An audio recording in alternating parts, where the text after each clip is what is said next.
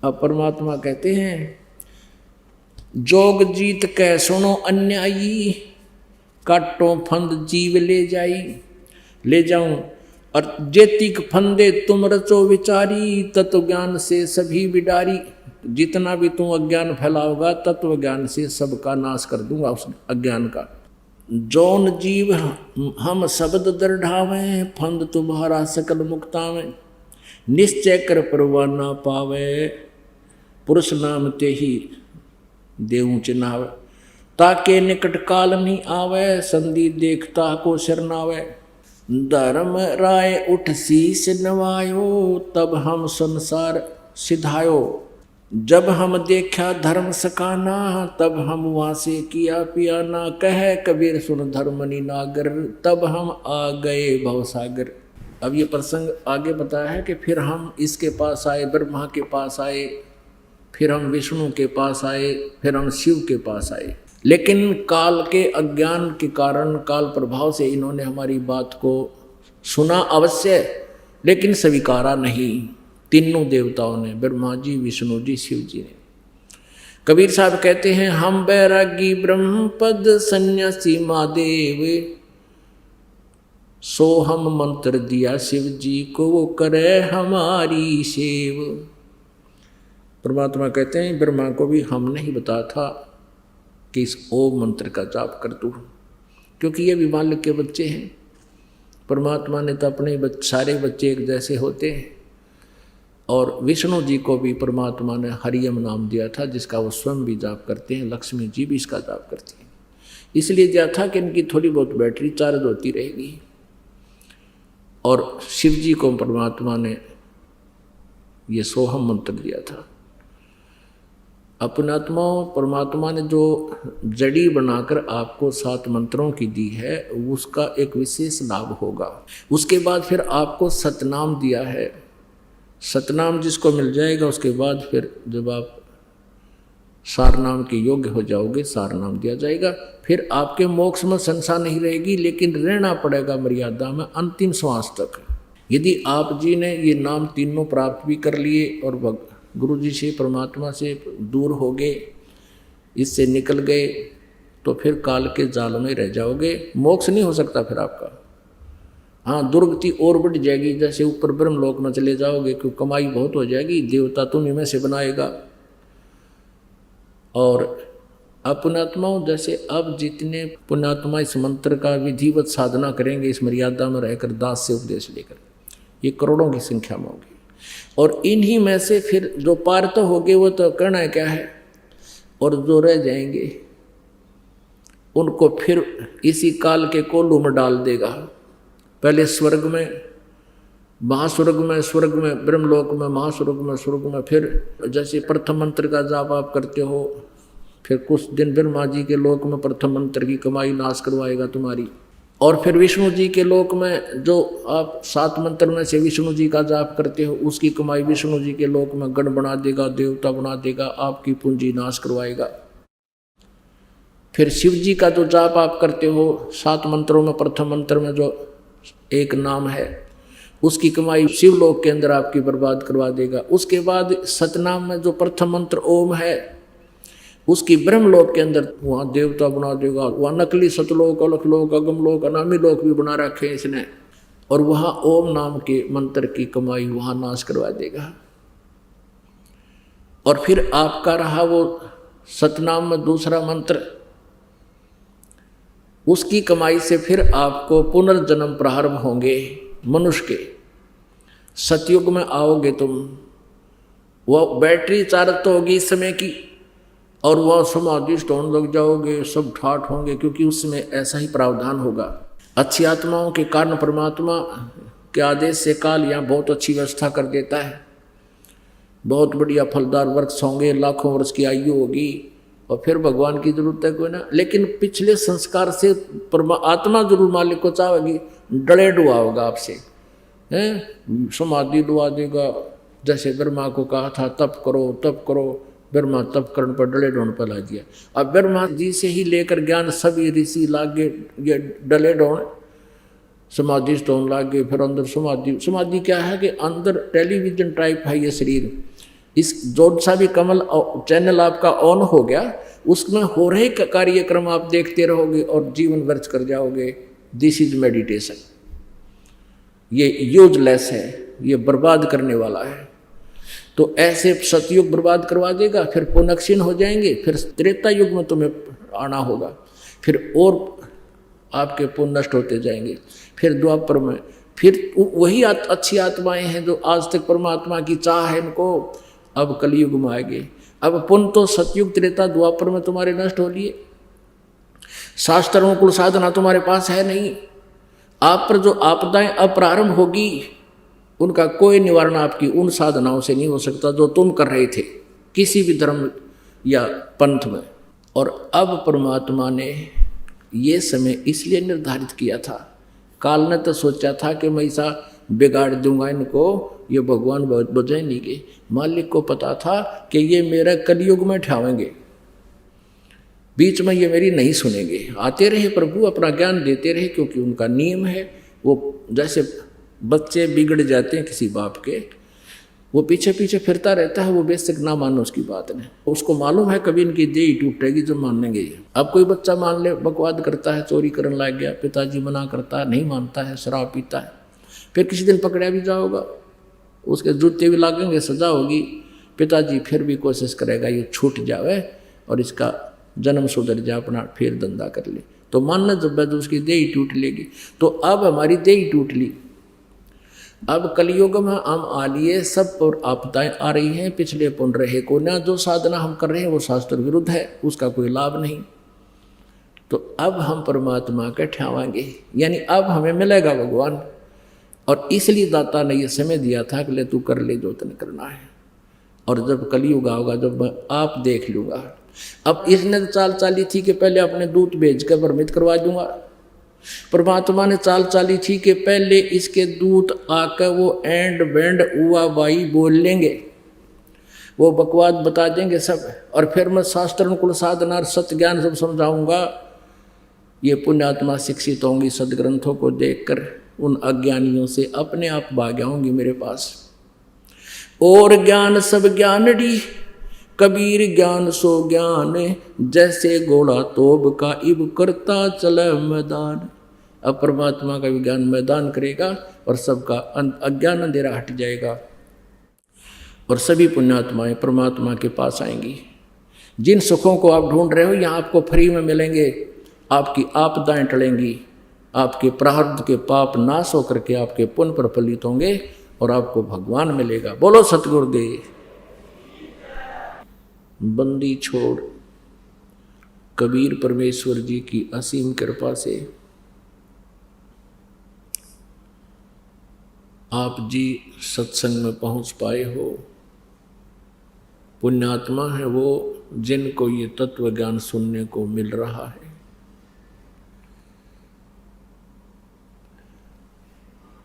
परमेश्वर कबीर देव जी ये पूर्ण परमात्मा है, सर्व ब्रह्मांडों के रचनहार हैं, सबके कुल मालिक हैं, सर्वशक्तिमान हैं, समर्थ हैं। ये वही परमेश्वर है जो भारतवर्ष के काशी शहर में, उस पवित्र धरती में लहर तारा नामक एक सरोवर है, तालाब है, उसके अंदर विकसित कमल के फूल पर एक नवजात शिशु का रूप धारण करके वो परमात्मा प्रकट हुए। सतलोक से चलकर आए थे। परमेश्वर का निज धाम वो सनातन परम धाम है, सतलोक है। वहाँ से गति करके वो परमेश्वर यहाँ आते हैं। ये उनकी लीला है। और यहाँ आकर के वो कुछ समय के लिए रहते हैं इस पृथ्वी लोक पर, काल के लोक में, पृथ्वी पर। और उस समय जब वो परमेश्वर नवजात शिशु का रूप धारण करके स्वयं प्रकट होते हैं, लीला करते हैं, उस समय वे एक जन साधारण जैसा जीवन निर्वाह करने की लीला करते हैं, भूमिका करते हैं। जो लीलाएं परमेश्वर कबीर देव जी ने की हुई हैं, कबीर साहब ने की हैं, वो वैसी ही लीलाओं का वर्णन कि परमात्मा पूर्ण ब्रह्म ऐसी लीलाएं करता है, ये पवित्र वेदों में वर्णित है। पवित्र वेद परमात्मा का विधान है, परमात्मा की महिमा के विषय में जानकारी देते हैं। पवित्र चारों वेद, ऋग्वेद, यजुर्वेद, सामवेद और अथर्ववेद। एक पांचवा वेद है सूक्ष्म वेद। एक पांचवा वेद सूक्ष्म वेद है, जिसको सच्चिदानंद घन ब्रह्म की वाणी कहते हैं, जिसको तत्व ज्ञान कहते हैं। वह वेद परमात्मा ने इन चारों वेदों के साथ ही इस काल को दिया था, ब्रह्म को दिया था। इस ब्रह्म ने चार वेदों को तो प्रकट कर दिया, पांचवें सूक्ष्म वेद को नष्ट कर दिया, छुपा दिया। उस सूक्ष्म वेद को अर्थात तत्व ज्ञान को पुनः प्रकट करने के लिए, पुनः प्रदान करने के लिए स्वयं परमेश्वर ही आते हैं। अपनी महिमा को, अपने द्वारा रची हुई सृष्टि को वे स्वयं ही ठीक ठीक बताते हैं, और अपने ही पाने की यानी हमारे को काल के जाल से छूटने की विधि भी, अर्थात सतलोक जाने की विधि भी वो परमेश्वर स्वयं ही बताते हैं। उसी आधार से परमात्मा प्रत्येक युग में आते हैं, क्योंकि वे हमारे परमात्मा, हमारे मालिक हैं, हमारे पिता हैं।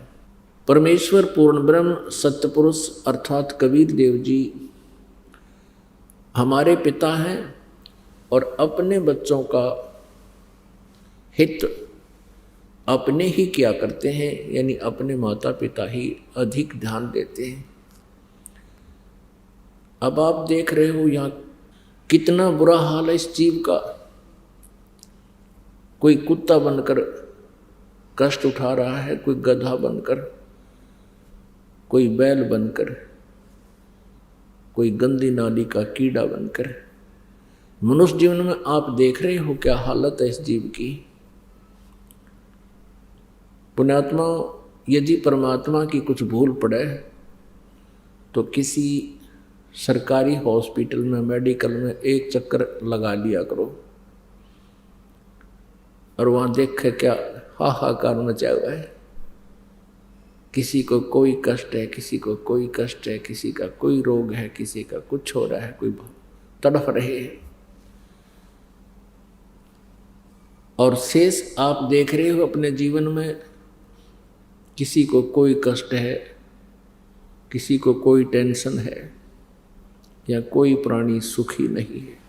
परमात्मा कबीर जी हमें याद दिलाते हैं कि इस झूठे सुख को सुख कहे, ये मान रहा मनमोद, भाई सकल जबीना काल का, कुछ मुख में कुछ गोद है। परमेश्वर हमें याद दिलाते हैं कि मानुष जन्म पाके जय नहीं रटे हरि नाम, और जैसे कुआ जल बिना फिर बनवाया क्या का। पुण्यात्माओं, परमात्मा हमें ये याद दिलाना चाहते हैं कि तुम जिस लोक में रह रहे हो ये तुम्हारा अपना स्थान नहीं है, और जिसको तुम अपना भगवान मान रहे हो, स्वामी मानते हो काल को, ये तुम्हारा स्वामी नहीं है, ये तुम्हारा हमदर्द नहीं है, ये तुम्हारा शत्रु है, और तुम इस शत्रु को मित्र मान रहे हो। पुण्यात्माओं, यहाँ जो दशा जीव की है, प्रत्येक प्राणी कितना कष्ट उठा रहा है, किसी को चैन नहीं, सपने में भी चैन नहीं इस प्राणी को, चाहे प्रधानमंत्री बना हो किसी देश का, और आम व्यक्ति का तो कहना ही क्या है, क्योंकि हम राजा को ज़्यादा सुखी मानते हैं। कोई भी प्राणी इस पृथ्वी पर सुखी नहीं है, लेकिन इस झूठे सुख को ही हमने सुख मान लिया। तो ये कारण क्या है? परमात्मा को दयालु कहते हैं, और यदि परमात्मा दयालु है तो ऐसे कर, ऐसे जुल्म जो आज जीव पर हो रहे हैं, तो ये दयालु परमात्मा की डेफिनेशन समाप्त हो जाती है। जो हमारा पिता है, हमारा अपना है, वो कबीर देव है, और उसका लोक सतलोक है।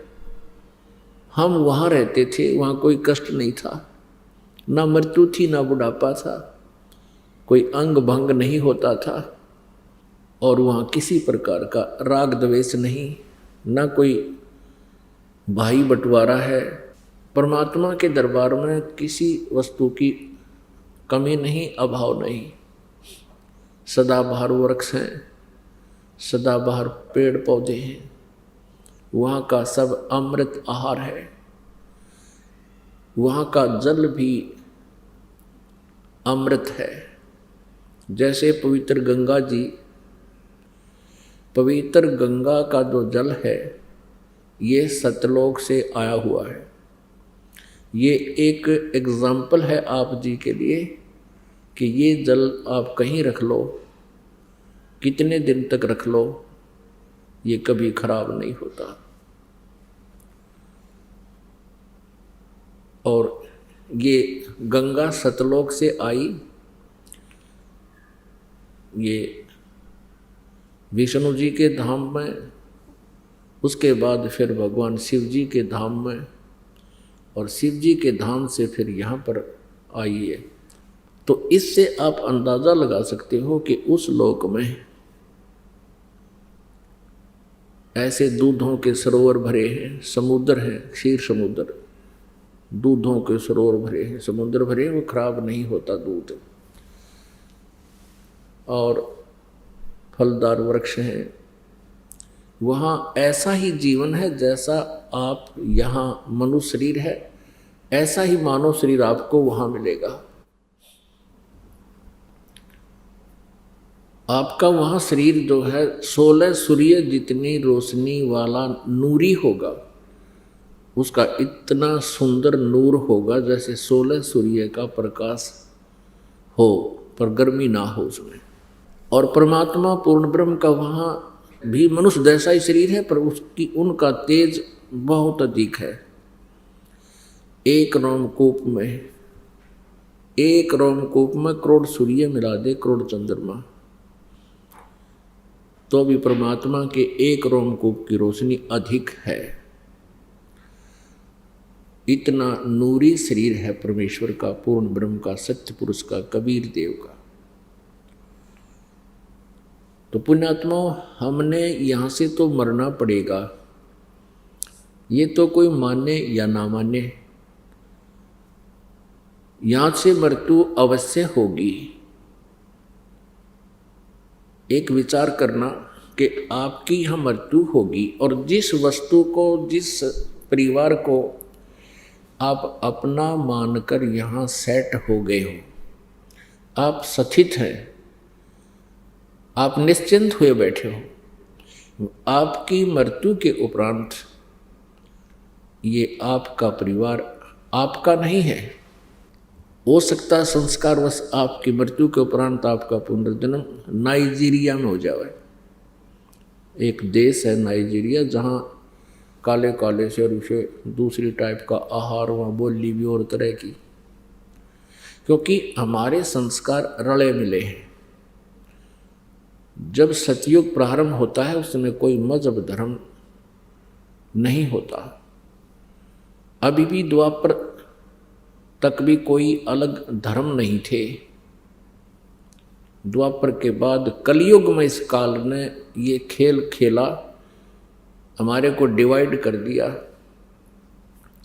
तो आज कोई मुसलमान बना है तो वो हिंदू को अच्छा नहीं मानता, यानी धार्मिक आधार से, और हिंदू हैं वो मुसलमानों को अच्छा नहीं मानते धार्मिक आधार से। और हम अपने अपने धर्म में और अपने ही ग्रुप में सर्वोत्तम मानते हैं अपने आप को।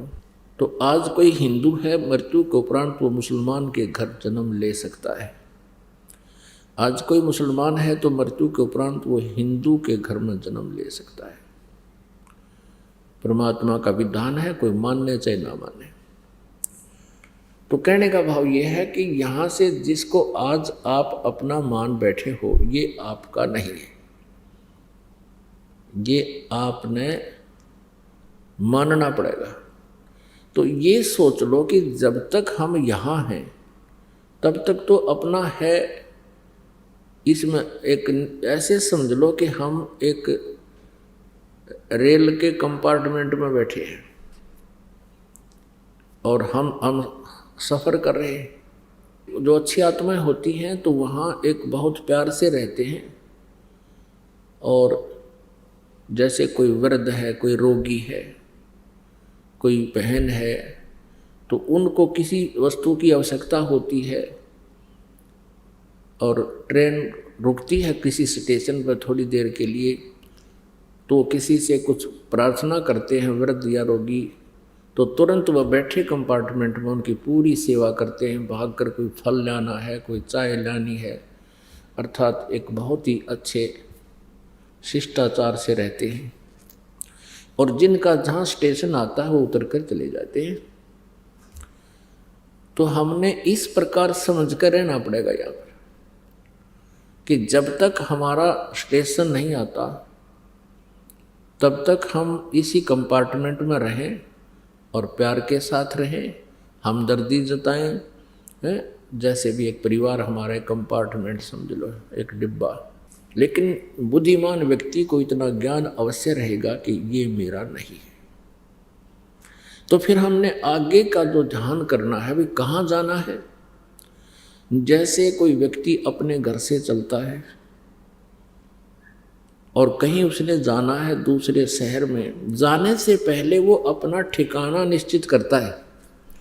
चाहे वो ये भी सोच कर चले कि वहाँ मैं कोई धर्मशाला या होटल में कमरा लेकर रह लूँगा, तो अवश्य कोई निश्चित करके चलता है, पूरा टूर प्रोग्राम बनाता है।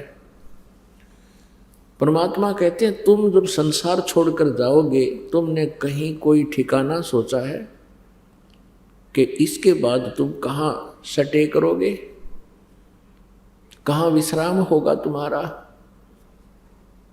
ये भी एक बहुत भूल है हमारी। तो अब हम अपना ठिकाना बना के चलेंगे और वो ठिकाना परमानेंट होगा। अब यहाँ से छूटने के बाद हम सतलोक जाएंगे। हमारी जो आशा है, मृत्यु तो होगी, और जब रजा होगी दाता की, वो उनकी कृपा से ही हम शरीर छोड़ेंगे। वैसे काल का हमारे ऊपर कोई लेन देन नहीं रहा, उसका हमारा कोई अकाउंट नहीं है। लेकिन परमात्मा ये देखेंगे कि तुम इस जीवन में परमात्मा पाने योग्य भक्ति कर भी सकते हो कि नहीं, क्योंकि अब ये पीक टाइम आ गया भक्ति का, और आप जी को मनुष्य जीवन प्राप्त है। और इस परमेश्वर की भक्ति करने से कुछ दिन के बाद आपको घना सुख हो जाएगा, ये नकली सुख इस संसार का। फिर आप जी क्या करोगे, क्योंकि परमात्मा समर्थ है, ये साधना शास्त्र अनुकूल है, इसका बेनिफिट बहुत घना है। कुछ ही दिनों में आपके पास इतना धन हो जाएगा, इतना पैसा हो जाएगा, क्योंकि काल का यो भी जाल होगा कि घनी माया होगी तो भी ये फंसेगा। तो परमात्मा की भक्ति में आप आलस करने लग जाओगे, क्योंकि हम दुख में भगवान को घना याद करते हैं, और पुण्यात्मा जो सुख में भी भगवान को याद करते हैं, धन्य है वो, तो उनका तो कहना ही क्या है। लेकिन अमूमन ये होता है कि कुछ दिनों के बाद भूल पड़ने लग जाती है। परमात्मा बार बार कुछ थोड़े बहुत झटके भी देगा ताकि ये संभल जाए। लेकिन जब देखता है परमात्मा कि अब ये पटरी से उतर गई इसकी गाड़ी, तो उसकी मृत्यु करेगा प्रभु अपने सतर से। न काल का कोई ब्योत नहीं जो हमारे भगत की कोई मृत्यु कर दे। हाँ, दूसरा ये कारण हो सकता जो मर्यादा भंग कर देगा, भगवान के नियमों को तोड़ देगा, फिर भी काल का अटैक हो सकता है, होगा। तो फिर परमात्मा क्या करेगा? जैसे तुरंत उसको मानव जीवन देगा, और मानव जीवन अब ये परमात्मा का ये ज्ञान विस्फोट हो चुका है, पूरे विश्व में जाएगा। अब पुनर्जन्म होते ही उस पुण्यात्मा का सीधा यहीं प्रवेश होगा। हम देखते हैं छोटे छोटे नवजात बच्चे, कोई तनु का 11 दिन का है लड़की, आज सीधे यहीं लेकर आए हैं। अब वो प्यारी आत्मा बेटी कितनी पुण्यकर्मी है, उसकी आंखें भगवान के दरबार में खुली और सच्चे ज्ञान में खुली। नहीं तो ये बुढ़िया कर ना जाने कहाँ लिए धक्के खुआओ उसमें, जरा कुत्ते मुत्ते वह माथा टेकवाओ उस पुण्यात्मा का।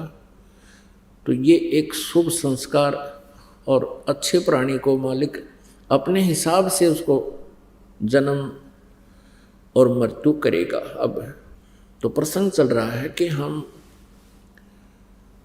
यहाँ से तो जाना होगा, तो हमने ये टारगेट बना लेना चाहिए कि हम सतलोक जाएंगे। और ये भी मन में एक विशेष ज्ञान के आधार से ये हृदय में जगह समाप्त हो जानी चाहिए कि हे भगवान मेरा फिर जन्म हो जा, मेरा कभी जन्म ना हो मेरे दाता। क्योंकि मान लीजिए आपका फिर जन्म हो गया, जन्म होते ही फिर वही प्रोसीजर, बचपन में शिक्षा ग्रहण करो, फिर युवा होते ही रोजगार की चिंता, और फिर बच्चे ना हो वह चिंता होगी, तो फिर महाचिंता। और ये भी सोच कर चलो कि हमारा, क्योंकि हम गफलत करेंगे तभी हमारे साथ ऐसा होगा, पुनर्जन्म भी वैसे नहीं होगा जल्दी से।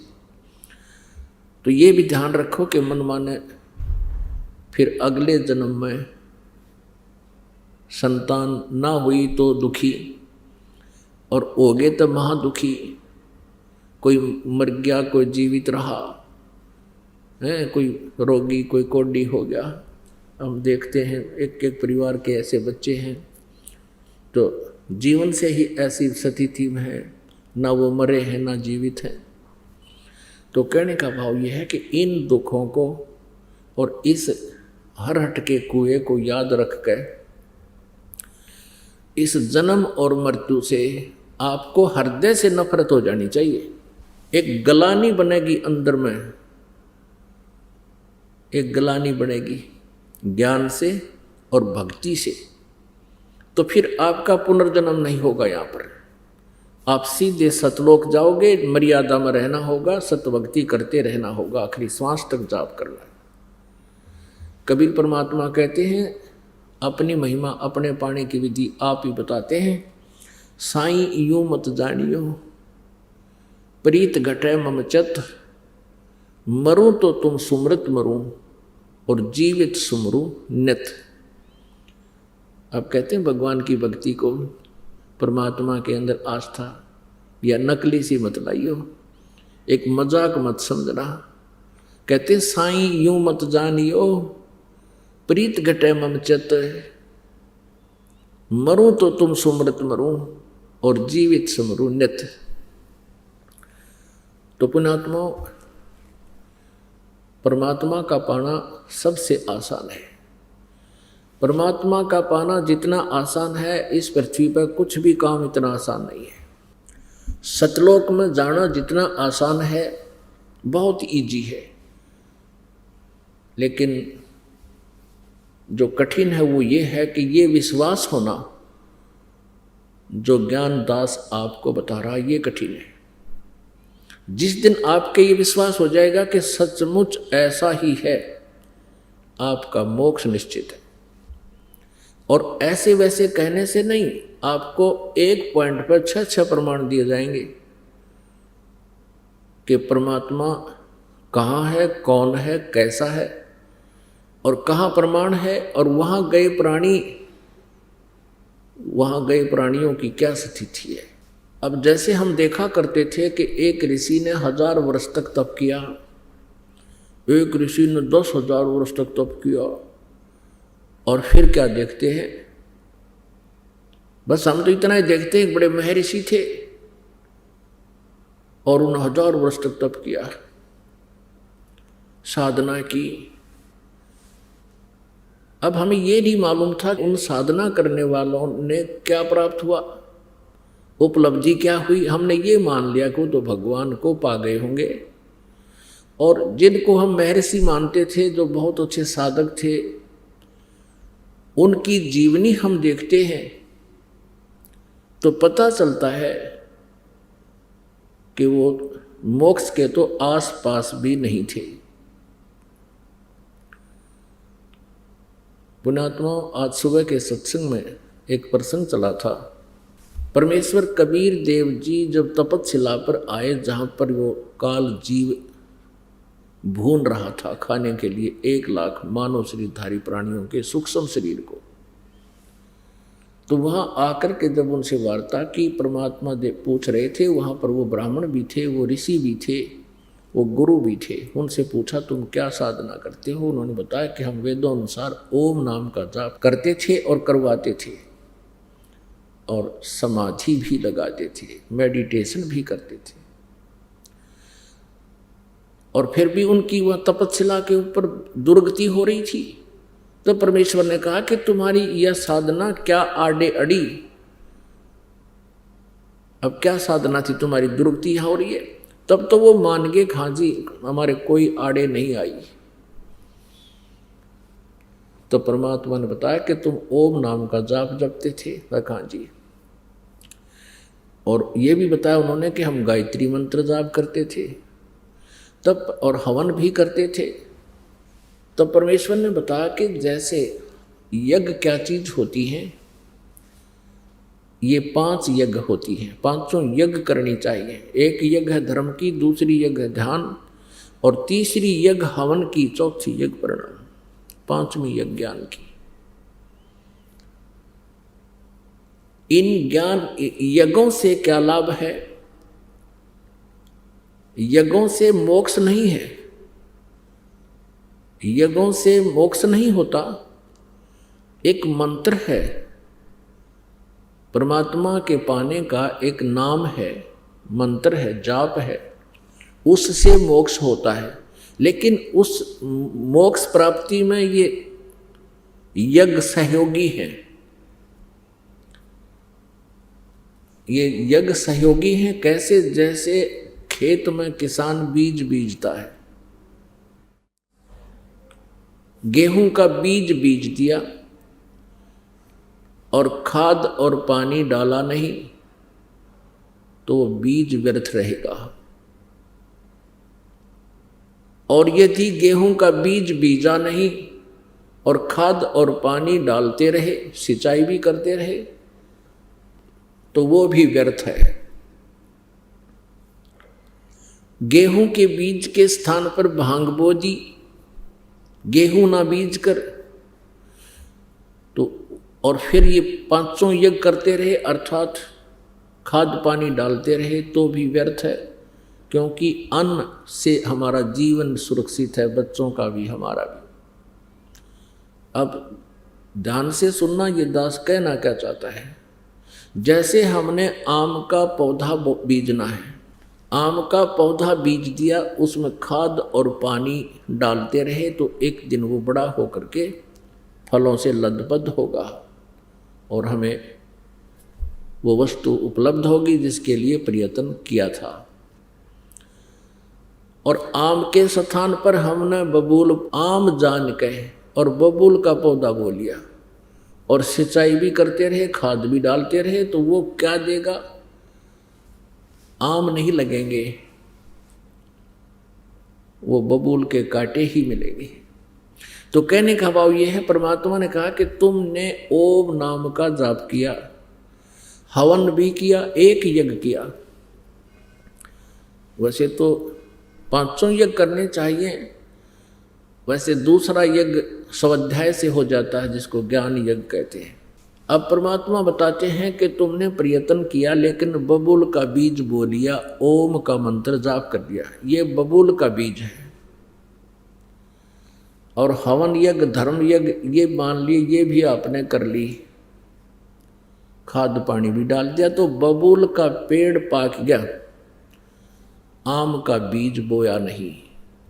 अर्थ कहने का भाव यह है कि आप जी ने पूर्ण परमात्मा की साधना नहीं की, इस काल ब्रह्म तक की साधना की, या ब्रह्म के पुत्र हैं रजगुण ब्रह्मा सतगुण विष्णु तमगुण शिव जी, इन देवताओं की जो पूजा की,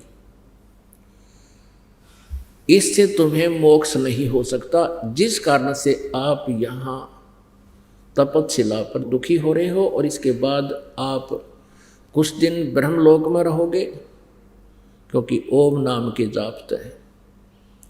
उसके बाद आप नरक में भी जाओगे, क्योंकि पूर्ण परमात्मा की जब तक भक्ति हमें नहीं मिलती पूर्ण संत के माध्यम से, तब तक हम अपना वर्क डन ही पाते हैं, किया हुआ कर्म ही प्राप्त होता है। जैसा कर्म करेगा वैसा ही फल यहाँ का भगवान देता है।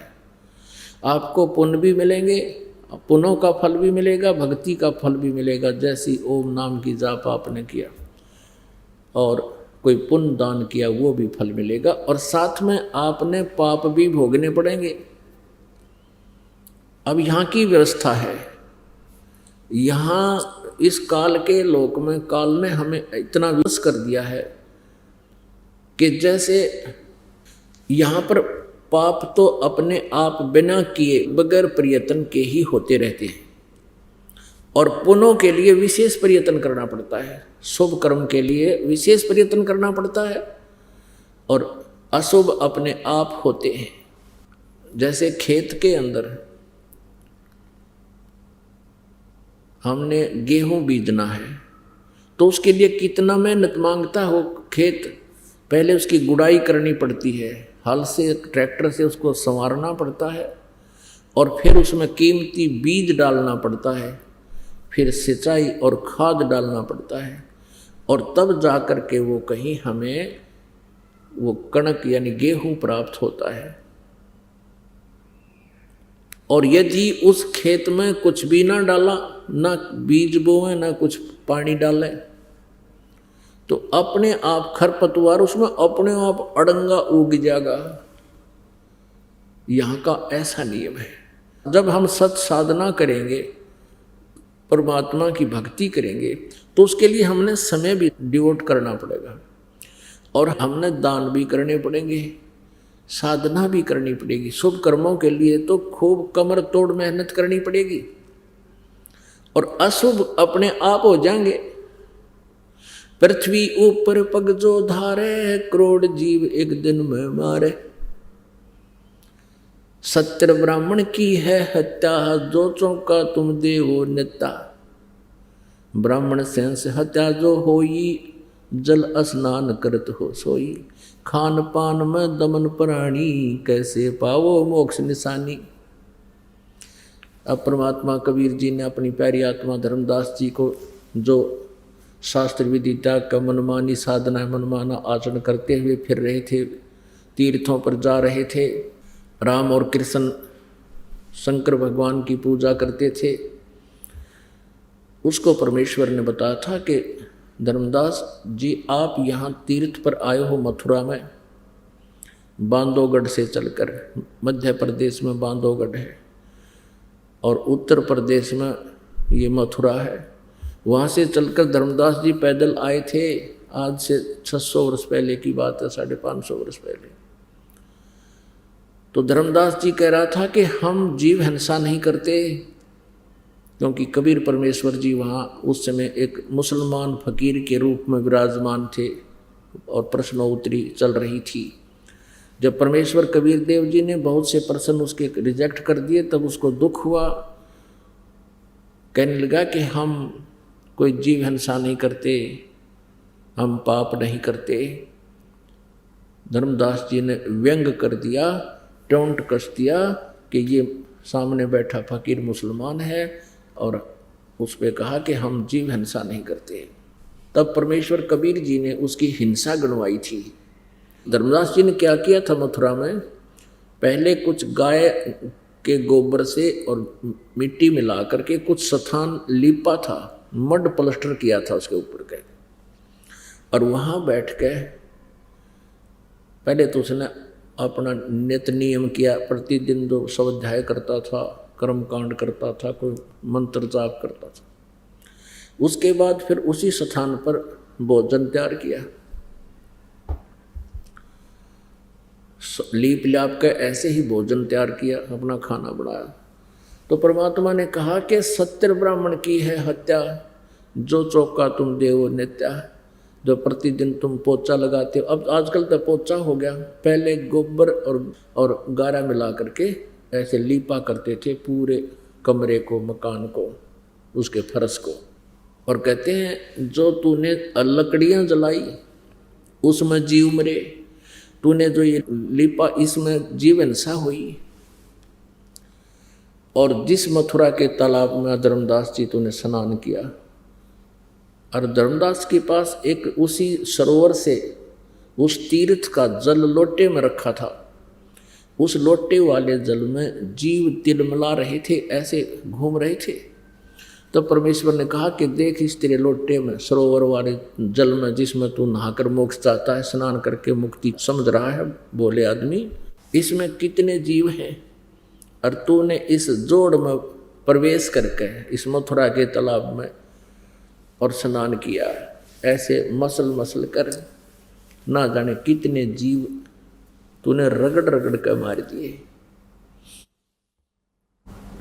और मथुरा से यहाँ तक तू आया, पैरों के नीचे कितने जीव मार डाले तूने, कोई काउंटिंग नहीं हो सकती। ब्रह्म तक तो बुद्धि थी नहीं धर्मदास जी जैसों की, वो तो शिव जी और विष्णु जी, श्री कृष्ण जी तक सीमित थे। तो उन्होंने कहा कि जो साधना तुम कर रहे हो, जिन भगवानों की, जिन प्रभुओं की आप साधना करते हो, जिनको इष्ट मान रखा है, इनका विधान में ये आपको वर्क डन दे सकते हैं। जैसा कर्म करोगे वैसा ही फल मिलेगा।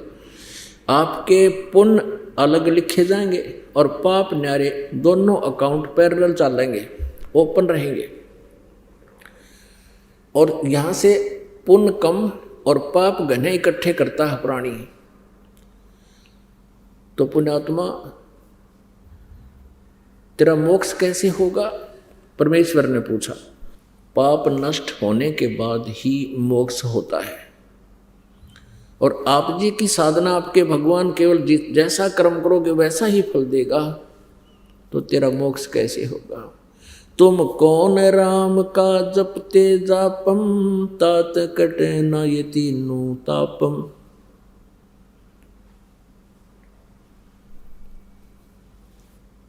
अब जैसे भी कर्म करोगे वैसा फल तुमने भोगना पड़ेगा, ऐसा आप जी के भगवानों का विधान है। लेकिन पूर्ण परमात्मा परम अक्षर ब्रह्म कबीर देव जी की एक परम शक्ति है, उनके पास एक वीटो पावर है, वो सुप्रीम परमात्मा है, परमेश्वर है। उनका जो सतनाम का मंत्र है, जब ही सतनाम हृदय धरो, भयो पाप को नाशे। जैसे चिंगारी अग्नि की, भाई पड़े पुराने घास। चाहे 1000 टन सूखा घास पड़ा हो कहीं पर, और उसमें एक माचिस की सीख जला के प्रज्वलित करके उसमें लगा दे, पूरे उस सूखे घास को फूंक के राख बना देगी। और आवेगी तेज आंधी, उसने कीते की कीते पटक देगी ठाक है, यानी कति क्लियर फील्ड हो गया। पुण्यात्मा,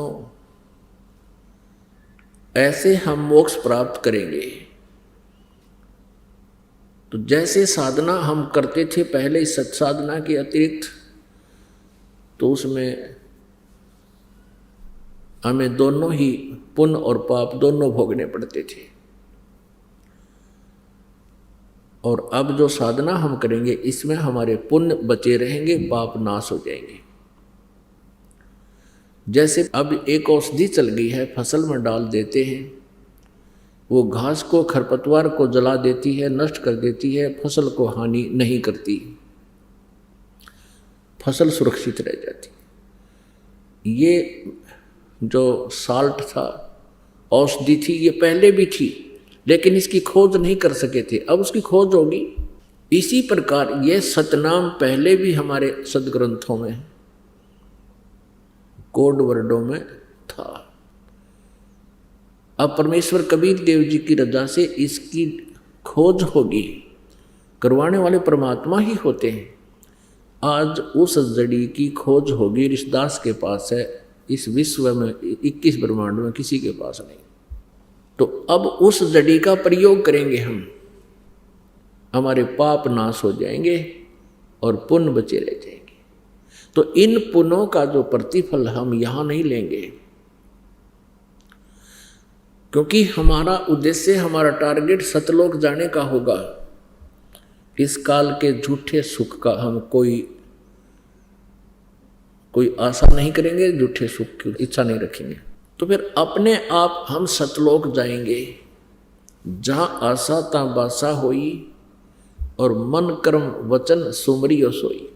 गीता जी अध्याय नंबर 8 के श्लोक नंबर 6 में कहा कि अर्जुन, ये नियम है, अंत समय में जब ये प्राणी शरीर त्याग कर जाता है, उस समय जिस भी भाव में भावित रहता है उसी को प्राप्त होता है। और फिर कहता है गीता ज्ञानदाता के, गीता जी अध्याय नंबर 8 के श्लोक नंबर 5 और 7 कि तू मुझ में भाव वाला बन और मेरा भजन कर, मेरा स्मरण कर और युद्ध भी कर, तो मुझे ही प्राप्त होगा। फिर गीता जी अध्याय नंबर 8 के श्लोक नंबर 8, 9, 10 में तुरंत 3 मंत्रों में स्पष्ट किया है कि यदि तूने उस परमात्मा के पास जाना है तो उसकी भक्ति कर, सच्चिदानंद घन ब्रह्म की, उस दिव्य परम पुरुष की, परमेश्वर की भक्ति कर, तत्वदर्शी संत से उसका ज्ञान प्राप्त कर। चौथे अध्याय के 34वें श्लोक में फिर उसके पास चला जाएगा। बहुत ही सिंपल। पुण्यात्माओं, जैसे हम एक अपना पेट के लिए सुबह और शाम 2 टाइम खाना तो अवश्य बनाते हैं, 3-3 बार भी बना लेते हैं, तो उस खाना बनाने में कितना प्रयत्न, कितना सांग जोड़ना पड़ा, कितने आइटम इकट्ठे करने पड़ते हैं। चूल्हा, तवा, पतीला, चम्मच, भाई लकड़ी या गैस, फिर की तो नमक, मिर्च, चाकू आदि तो याद भी ना हो, इतने आइटम हो। और वो सारे कितनी गर्मी हो, कितनी सर्दी हो, आहार बनाते हैं, कितना टाइम लगता है, कितना प्रयत्न करना पड़ता है। और परमात्मा के नाम में ओए हाय कहते हैं जीभ भी ना लानी, लेटा है तो लेटा लेटा कर ले, बैठा है तो बैठा बैठा जाप कर लीजिए। बस में सफ़र कर रहे हो, बस में कर लीजिए। मोटर गाड़ी में, कार में बैठे हो, कार में कर लीजिए।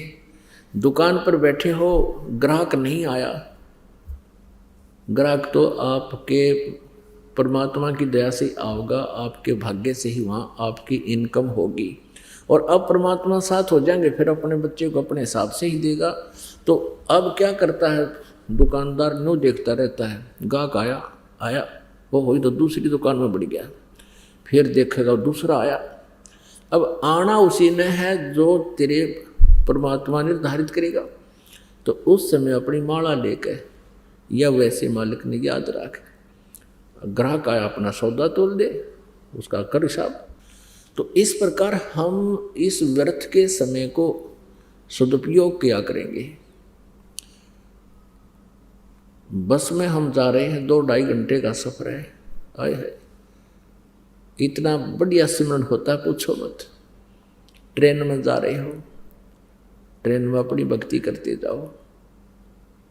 जैसे आप कहीं काम बस गए हो, कोई किसान है खेत में काम करता है, मजदूर है मजदूरी करता है, तो परमात्मा तो याद रखे सके है ना, तो और 100 फिल्मी गाने गाया करा दी हूँ करे जाऊँ मन में। तो परमात्मा के मंत्र याद रखे, परमात्मा के भजन को याद कर ले, उसकी वो भी चिंतन बनता रहता है। तो इस प्रकार परमात्मा का पाना अति आसान है। और इस सारे काम को करते करते ही हमने प्राप्त करना है परमात्मा, और आसानी से होगा। नाम उठत नाम बैठत नाम सोवत जागबे, नाम खाते नाम पीते नाम सेती लागबे।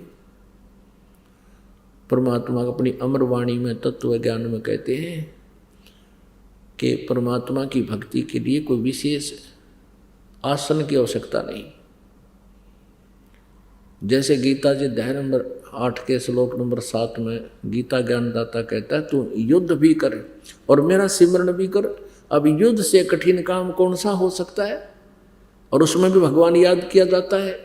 और यही प्रमाण यजुर्वेद अध्याय नंबर 40 के मंत्र नंबर 15 में है। ओम कर्तु समर किलबे समर कर्त्युम समर। ओम नाम का मंत्र का जाप काम करते करते सिमरण कर, विशेष कसक के साथ सिमरण कर, और मनुष्य जीवन का परम कर्तव्य जानकर इसका सिमरण कर। यही परमात्मा सूक्ष्म वेद बताते हैं कि नाम उठत नाम बैठत नाम सोवत जागबे, नाम खाते नाम पीते नाम सेती लागबे। अब जैसे आपके अंदर एक विशेष कसक बनाकर जो भजन हो सकता है, आपको एक विशेष प्रेरणा बनेगी, आपको भय लगने लगेगा, हे भगवान कहीं फिर से जन्म ना हो जाए, हे परमात्मा कहीं फिर काल के जाल में पंजा फंसा ना रह जाए। तो उस डर से आप अवश्य अंदर से एक विशेष कसक के साथ सिमरण शुरू होगा, और फिर भूल ना पड़े उसकी। तो उसमें आप बैठे हो, कोई चर्चा चल गई, किसी संसारिक काम की 10-20 मिनट डिस्कशन हो सकती है, उसके बाद फिर अपनी भक्ति शुरू कर लो। तो जैसे आप काम कर रहे हो, कोई ऑफिशियल कार्य है, उस काम से फुर्सत मिलते ही अपना भगवान ने याद रखे, और जैसे काम अपना कर भी रहे हो फिर भी चिंतन होता है प्रभु का, वो सहज समाधि होती है। सहज समाधि कैसे होती है कि जिस प्रकार किसी व्यक्ति को कोई टेंशन हो जाती है, वो चाहे कितना ही कार्य कर रहा, चाहे लेखन कार्य कर रहा, चाहे कोई और किसी काम में बिजी है, या कोई मजदूरी या किसान या खेती कर रहा है या दुकान पर बैठा है, वो फिर भी उसको उस टेंशन से उसका माइंड हटता नहीं, मन नहीं हटता, 1 सेकंड में फिर वहीं आ जाता है। तो इस प्रकार ये टेंशन बनेगी आपका उस परमात्मा के नाम की। तो उसमें आप बैठे हो, बैठे बैठे सिमरण करते रहो, और सोने से पहले आप लेट गए, लेट के सिमरण शुरू कर दो, श्वास उश्वास का सतनाम का, और मन माने सपने में भी वो सुमन आपका प्रारंभ रहे, क्योंकि जितना आपका अभ्यास बढ़ जाएगा वो भी उतना ही स्वप्न में भी आपको परमात्मा के सपने आने शुरू हो जाएंगे, सोते समय भी। तो इस प्रकार हम परमात्मा को पाएंगे। अब कई भक्त कहते हैं जी हमारे पास टाइम नहीं है, फिर देखेंगे फिर देखेंगे। अब फिर का क्या पता, अगले श्वास का पता नहीं ये आएगा कि नहीं आएगा, और हम फिर पर छोड़ रहे हैं। परमात्मा कहते हैं काल करे सो आज करो, आज करे सो अब, और पल में प्रलय हो जाएगी, फिर करांगे कब। अब परमेश्वर हमें याद दिलाते हैं। अब कोई ये सोचता है कि मेरे पास तो बहुत बिजी लाइफ है, इसमें भक्ति होगी कैसे। भाई कितनी बिजी लाइफ हो और कल मृत्यु हो जाती है, वो कहाँ जाएगा आपका वो बिजी लाइफ। फिर इससे भी ज़्यादा बिजी लाइफ हो जाएगी, कुत्ता बनकर सैर सपाटे करता फिरेगा एक टूक के लिए, गधा बन करके कुम्हार के हाथ लग जाएगा, सुबह और से लेकर शाम तक पानी तक भी नहीं मिलेगा पीने को, ऐसी दुर्गति होगी। तो परमात्मा परमेश्वर हमारे हितैषी हैं, हमें जगाना चाहते हैं कि तुम कहाँ सेट होगे, तुम कहाँ बैठ गए, जो तुम्हारा है नहीं उसको अपना मान लिया तुमने। अपनात्मा एक बार एक दरोगा जी थानेदार घोड़ी पर बैठ के, जून का महीना, हरियाणा का स्थान, और अपने नगर से किसी गांव में जा रहा था। आगे एक किसान सिंचाई कर रहा था अरहट से, रहट से। एक कुआं होता है, रहट का कुआं होता है, कच्चे कुएं होते थे, और उसमें एक ऊपर पुली लगा लेते थे। उस पुली के ऊपर एक चैन, बहुत लंबी चैन डाल दिया करते जो नीचे पानी तक जाती थी, और चैन का बाल्टी बांध लिया करते थे, वेल्ड कर रखी होती थी, और जैसे कोल्हू चलाते हैं बैलों से, ऐसे उस रहट को घुमाया करते थे। तो वो पुली घूमती थी, नीचे से पानी भर के ऊपर आता था, और खेत में पानी सिंचाई के लिए वो बाल्टी खाली हो जाती थी, फिर नीचे से भर कर आती थी। तो वो ऐसा जुगाड़ हुआ करता कि उसमें शोर बहुत होता था। जब वो चलता था तो उसमें वो लोहे के जो पुर्जे थे वो चूं ची चर चूं करता था, बहुत आवाज करता था। अब थानेदार को प्यास लगी जोर की, और घोड़ी को प्यास लगी हुई, दोपहर का समय हो गया, 12-1 बजे का। अब देखा कि किसान के खेत में पानी चल रहा है, तो दरोगा जी अपनी घोड़ी पर सवार यूं का यूं आया, और उसने घोड़ी को पानी पीने के लिए, जहाँ वो रहट से पानी तुरंत गिर रहा था, वहाँ पीने के लिए थोड़ा सा जगह होती है, पानी थोड़ा रुक जाता है, वहाँ लेकर आया, और उसकी चूं चूं को, उसमें जो चरचों की आवाज़ आ रही थी, उससे घोड़ी बेदक गई, और 1 किलो 2 फुट जाकर डटी। अब दरोगा जी ने उस किसान पर डांट लगाई कि किसान, ये चूं चूं बंद कर दे, मेरी घोड़ी डरती है। अब किसान ने वो रहट रोक दिया, बैल रोक दिए। अब वहाँ से जब वो घोड़ी को निकट लाया, क्योंकि वहाँ मरुस्थल, ये बालू रेत सूखी जमीन थी, जब तक वो घोड़ी वहाँ लेकर आया तो वो पानी था वो जमीन ने पी लिया। अब उस दरोगा जी ने कहा कि किसान पानी निकाल। किसान ने बैल हाँक दिए, वह फिर चुर्र चूं हुई, घोड़ी फिर डांक मारेगी, 200 फुट फिर जाकर डटी। अब उस दरोगा जी ने फिर कहा किसान इस चूं चूं को बंद कर। उसने बैल रोक दिए, और फिर निकट लाया तो वह फिर जल नहीं। कहा जल निकाल, उसने फिर वो बैल हाँक दिया, चूं चूं करके घोड़ी फिर भागी। अब किसान कहने लगा दरोगा जी, जब पानी पीना आती चूं चूं में पीना पड़ेगा ना, दोनों मरोगे तुम।